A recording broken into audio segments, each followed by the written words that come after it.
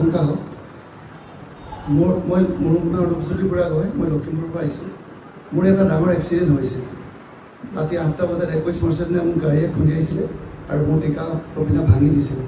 কিন্তু ঈশ্বৰৰ নাম লৈ, পিতাৰ নাম লৈ মোৰ যথেষ্টখিনি ভাল হ'ল আৰু মোৰ অপাৰেশ্যনো হ'ল। মই সেই ভাল পোৱাৰ কাৰণে আজি মই পিতাই গৃহলৈ আহিলোঁ সাক্ষ্য দিবলৈ। মই সাক্ষ্য দিলোঁ। ঈশ্বৰৰ প্ৰশংসা হওক। প্ৰভু যীশু মধুৰ নামত মহান গৌৰৱ হওক। আৰু গুৰু পিতাৰ গুৰুমাকো কোটি কোটিবাৰ প্ৰণাম কৰিছোঁ আৰু উপস্থিত সকলো দাস দাসীকে প্ৰণাম কৰিছোঁ। মোৰ ল'ৰাটোৰ কাম হৈ আছিলে, বহুত বেছি কাম, প্ৰায় এবছৰ দিন কাম হৈ আছিলে। ডক্টৰ দৰৱ খাইছে কিন্তু ভাল পোৱা নাই আৰু তাৰ এই কাহি তাৰ ব্লাডটো ব্লাডৰ হিমগ্ল'বিনটো কমি গৈছিলে। তাৰপৰা মই এবাৰ ইয়ালৈ আহিলোঁ, প্ৰাৰ্থনা ঘৰলৈ আহিলোঁ। তাৰপিছতে পিতাই ক'লে আপোনালোকে খুজক বোলে কাক কি বৰ লাগে বুলি ক'লে আৰু মই প্ৰাৰ্থনা কৰিলোঁ আৰু সেইটো বৰ খুজিলোঁ যে মোৰ ল'ৰাটোৰ কামটো ভাল হ'ব লাগে বুলি খুজিলোঁ আৰু তেনেকৈ মোৰ কামটো ভাল হ'ল। ল'ৰাটো প্ৰায় এমাহৰ পিছতে সি সম্পূৰ্ণৰূপে সুস্থ হ'ল আৰু সি কিন্তু এই প্ৰাৰ্থনা ঘৰলৈ নাহে, মইহে আহোঁ। সিও যে নাহক, এই মই প্ৰাৰ্থনা কৰিছোঁ। এই মোৰ সাক্ষ্য। প্ৰশংসা হওক সৃষ্টিকৰ্তা ঈশ্বৰক কোটি কোটিবাৰ ধন্যবাদ জনাইছোঁ। প্ৰভু পৰম শ্ৰদ্ধাভাজন গুৰুজনাৰ চৰণত এই সুযোগতে অশেষ ধন্যবাদ জ্ঞাপন কৰিছোঁ। তেখেতৰ আজ্ঞাস্বৰূপে যোৱা 31 তাৰিখৰ পৰা মোৰ পিতাই ইয়ালৈ মেছেজ দিছিলে। মেছেজত ভাত খোৱাটো বন্ধ কৰিবলৈ কৈছিলে। সেই আজ্ঞা অনুসাৰে 31 তাৰিখৰ পৰা মই নোখোৱাকৈ আছোঁ আৰু বাকী ফল মূল এনেকৈ মাহ প্ৰসাদবিলাক খাই আছোঁ। চুগাৰ বৰ্তমান মোৰ নৰ্মেল হৈ আছে। প্ৰেজডালত ঈশ্বৰৰ প্ৰশংসা হওক। মই বৰহাট মণ্ডলী। সৰ্বপ্ৰথমে মই সৃষ্টিকৰ্তা ঈশ্বৰলৈ কোটি কোটিবাৰ ধন্যবাদ আৰু প্ৰণাম জনাইছোঁ। গুৰুমা গুৰুপিতাইকো সেৱা জনাইছোঁ আৰু সকলো মণ্ডলী দাস দাসীকো মই সেৱা জনাইছোঁ। মোৰ জীৱন্ত সাক্ষ্য ক'বলৈ ওলাইছোঁ। মই 2021 চনৰ পৰাই প্ৰভু গৃহলৈ আহিছোঁ। মই ইউটিউবৰ দ্বাৰা মই গম পাইছিলোঁ ইয়াত পৰিত্ৰাণ পায়। মোৰ মানুহজন, ছোৱালীজনী এতিয়া 16 বছৰ হৈছে।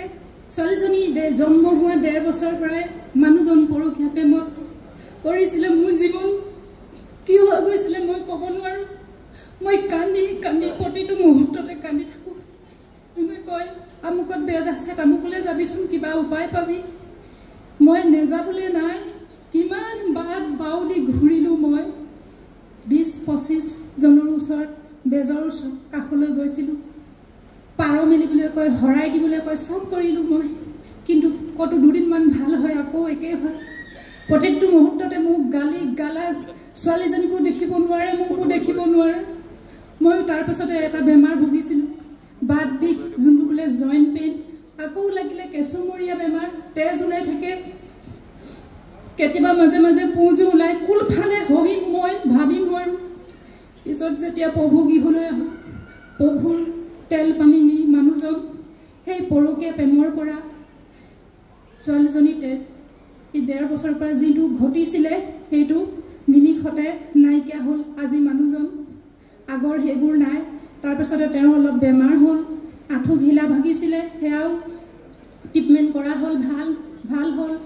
যোৱা এই ফেব্ৰুৱাৰী মাহৰ 19 তাৰিখেও তেওঁ এটা এক্সিডেণ্ট হৈছিলে। সেই এক্সিডেণ্টটোত ডাম্পাৰৰ লগত হ'বলৈ হৈছিলে, কিন্তু একো নহ'ল। খালি হাড়কেইখন থেতেলি খোৱাৰ কাৰণে তেওঁ মাজে মাজে বিষাই থাকে আৰু ডক্টৰক দেখুৱালত কয় MRI কৰিব লাগে। এতিয়া MRI কৰিম বুলি ভাবি আছোঁ। আঁঠুত যি ঘিলা ভগাৰ স্কুপ আছিলে, এডাল এৰুৱাবলৈ আছিলে, সেইটোকে আমি ডিব্ৰুগড়লৈ গৈছিলোঁ যোৱা বৃহস্পতিবাৰে। ডক্টৰে টেষ্ট কেইটামান কৰিবলৈ দিলে, তাৰপিছতে অপাৰেশ্যনটো হ'ব। টেষ্টকেইটা কৰি মেলি ডক্টৰক দেখালোঁ। ডক্টৰে নহয় ঠিকে আছে, নৰ্মেল আছে, খালি তেওঁ সেইডাল স্কুপডাল এৰুৱালে ভাল হ'ব বুলি ক'লে। কিন্তু সেই স্কুপডাল এৰুৱাৰ পাছত যোনটো MRI কৰিব লাগে, MRIটো কৰি যাতে MRIটোত মানুহজনৰ একো বেমাৰ নোলায়, ঈশ্বৰে যেন সেয়া আশীৰ্বাদ কৰিব। আৰু মোৰ যি বাত বিষ আৰু কেঁচুমৰীয়া সেইখিনিও যেন ঈশ্বৰে ভাল কৰে আৰু মোৰ পৰিয়ালৰ যি যেনেকৈ আছে সকলোকে যেন প্ৰভুৱে পৰিত্ৰাণ কৰে। মোৰ একমাত্ৰ ছোৱালীজনীও প্ৰভু গৃহলৈ আহে মোৰ লগত। তাই এতিয়া সোণাৰী জুনিয়ৰ কলেজত তাইক এডমিশ্যন দি থৈছোঁ। মই এটা কৰ্ম কৰিছিলোঁ, তাইক পঢ়াবলৈ এগ্ৰি ফুড ক্ৰপ ছায়েন্স বুলি কয়। তাৰ মই বাগানৰ প্ৰডাক্ট ঘৰে ঘৰে বিকি দি পইচা পাওঁ। মই ছোৱালীজনীক স্কুলৰ ফিজ হোষ্টেলত দিওঁ। এই মাহতো মই তেনেকৈ কৰিছিলোঁ। মোৰ ঘৰৰ এজৰ বৰ্জনাৰ ওচৰত মোৰ পাবলগীয়া আছে 21,000 মান পইচা পাবলৈ আছে। সেই পইচাটো মই দিলেহে তেওঁক মই ছোৱালীজনীক হোষ্টেলত দিব পাৰিম 24,000 টকা। সেইকাৰণে মই প্ৰভুৰ ওচৰত যদি কিবা সাক্ষ্য মোৰ ক'ব লগা আছিলে কোৱা নাই কাৰণে মোৰ বেমাৰো ভাল হোৱা নাই। সেইকাৰণে আজি মই সাক্ষ্য কৰিছোঁ। ইয়াতে যদি কিবা ভুল ত্ৰুটি হয় মোক গুৰুত্বে গুৰু সেৱা কৰে।